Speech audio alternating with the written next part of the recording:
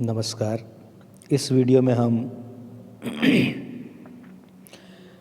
पृष्ठ गोले के बारे में पढ़ेंगे।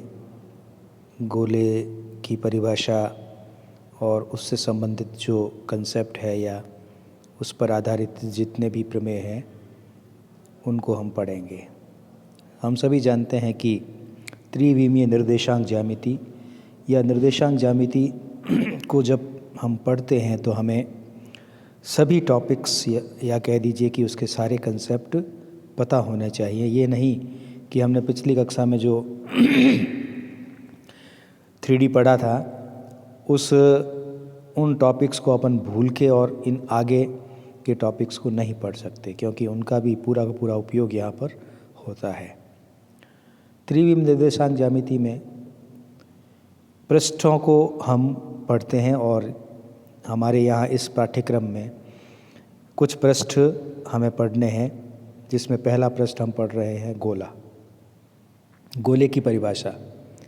गोला उस बिंदु का बिंदु पथ है जो समष्टि में इस प्रकार गमन करता है कि उसकी दूरी एक स्थिर बिंदु से सदैव अचर रहती है। स्थिर बिंदु को गोले का केंद्र कहते हैं तथा अचर दूरी को गोले की त्रिज्या कहते हैं। हम सभी जानते हैं कि हर पृष्ठ की अपनी एक बिंदुपथ परिभाषा होती है, जैसा कि द्विविम ज्यामिति में हर वक्र की एक बिंदुपथ परिभाषा होती है, क्योंकि वक्र का निर्माण हो या चाहे पृष्ठ का निर्माण हो बिंदुओं से ही होगा।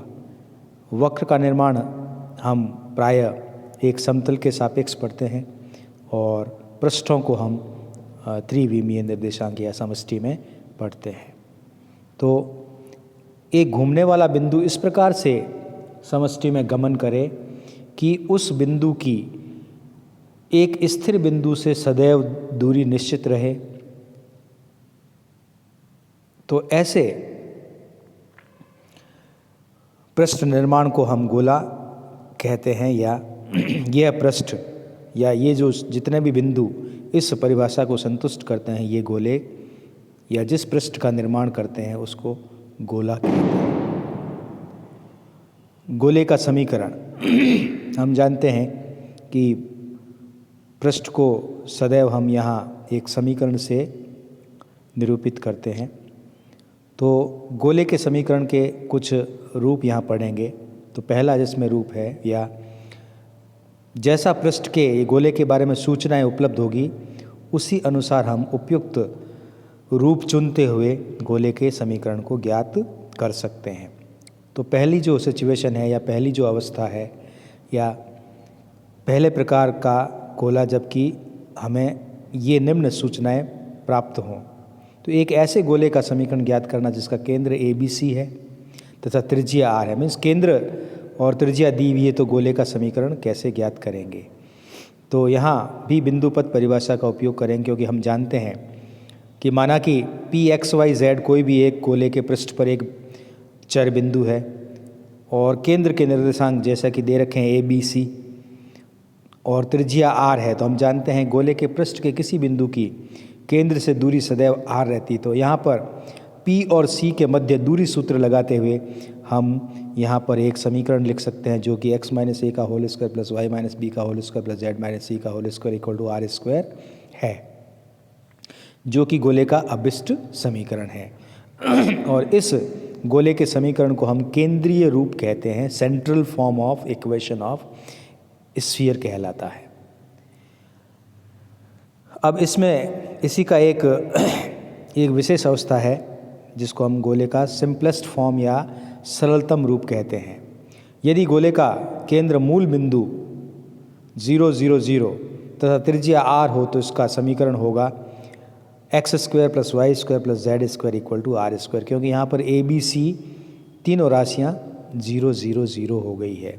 तो उपयुक्त इस ऊपर जो हमने समीकरण स्थापित किया था उसमें अपन ABC को 0 0 0 लिख दें तो निश्चित रूप से समीकरण 2 में लिखा गया समीकरण ही प्राप्त होगा, जिसे हम गोले का सरलतम रूप कहते हैं।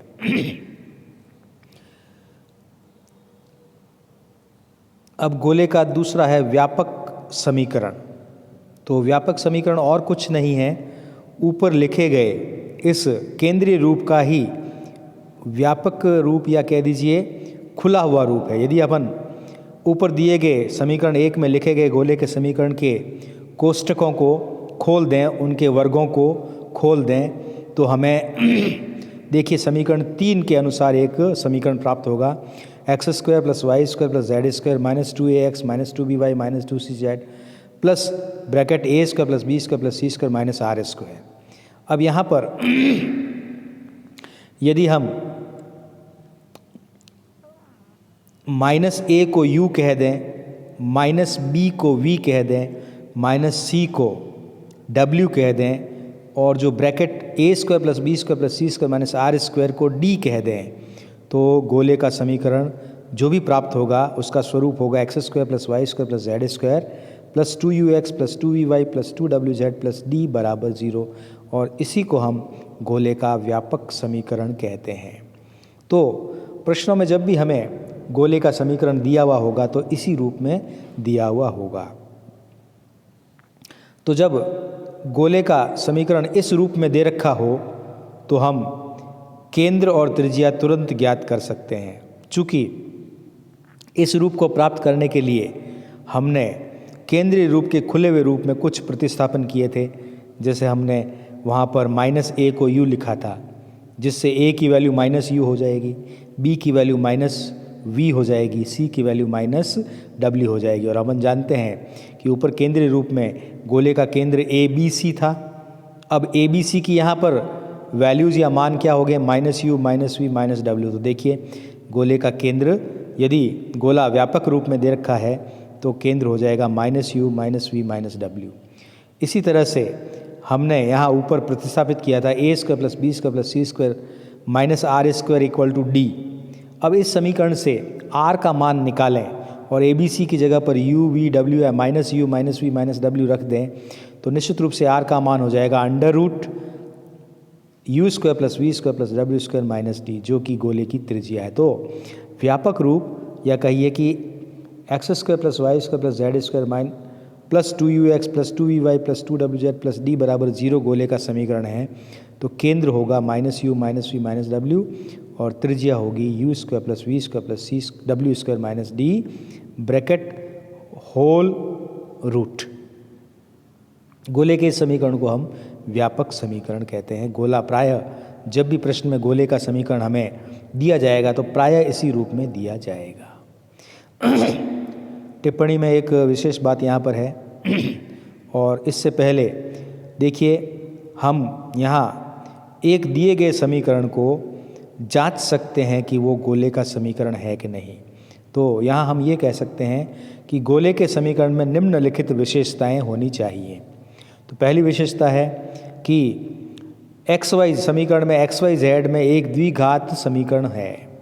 मीन्स गोले का समीकरण हमेशा 3 चरों में द्विघात समीकरण होता है। दूसरी विशेषता है कि x square y square z square पदों के गुणांक एक समान है। ये दूसरी विशेषता होगी। और तीसरी विशेषता है कि चूंकि 3 चर है एक्स वाई जेड, तो यहाँ पर हम 2 घात के एक्स वाई वाई जेड और जेड एक्स पद भी बना सकते हैं, लेकिन ये पद गोले के समीकरण में अनुपस्थित होंगे। Means X Y Y Z Z X इन पदों के जो गुणांक है वो 0 के बराबर होंगे। मीन्स ये पद अनुपस्थित रहेंगे। तो ये 3 बातें यदि अपन जांच लें तो हम एक समीकरण को निश्चित रूप से गोले का समीकरण घोषित कर सकते हैं। अब यहाँ ये ध्यान देने वाली बात है कि गोले के समीकरण में कोई ज़रूरी नहीं कि x square y square z square के गुणांक 1 हों 1, पर याद रखो कि हम जो व्यापक समीकरण ले रहे हैं उसमें हमने गोले के x square y square z square के गुणांकों को 1 लेते हुए सारी बात को लिखा है, या हमने वहाँ पर सभी कैलकुलेशन उस रूप पर की है। तो यदि गोले का समीकरण ऐसा दे रखा है जिसमें x square y square z square के गुणांक समान तो है पर 1 नहीं है 1 नहीं है, तो पहले हम x square y square z square के गुणांकों को 1 बनाएंगे, क्योंकि सभी एक जैसे ही होंगे, एक ही होंगे। जैसे यहाँ टिप्पणी 1 में ax² + ay² + az² + 2ux + 2vy + 2wz + d = 0 गोले का समीकरण है। तो यहाँ पर x² y² z² के गुणांक इकाई नहीं है, समान होते हुए इकाई नहीं है, तो हम पहले इसको इकाई बनाएंगे, मीन्स पूरी समीकरण में a का भाग लगा देंगे। इसके बाद में हम फिर गोले के केंद्र और गोले की त्रिज्या का निर्धारण करेंगे उस दी गई ऊपर लिखित परिभाषा के अनुसार। तो गोले में ये विशेषताएं और इस प्रकार से गोले के समीकरण को हम लिख सकते हैं। अब यहाँ पर ये विशेष ध्यान देने वाली बात है, हम जानते हैं कि किसी भी पृष्ठ या किसी भी वक्र तो द्विविम निर्देशांक ज्यामिति की बात हो गई, किसी भी पृष्ठ या किसी भी वक्र का समीकरण ज्ञात करने के लिए हमें कम से कम उस पृष्ठ या उस वक्र के लिए कितनी सूचनाएं प्राप्त होनी चाहिए, ये हम पता कर सकते हैं कि उसके व्यापक समीकरण में कुल कितने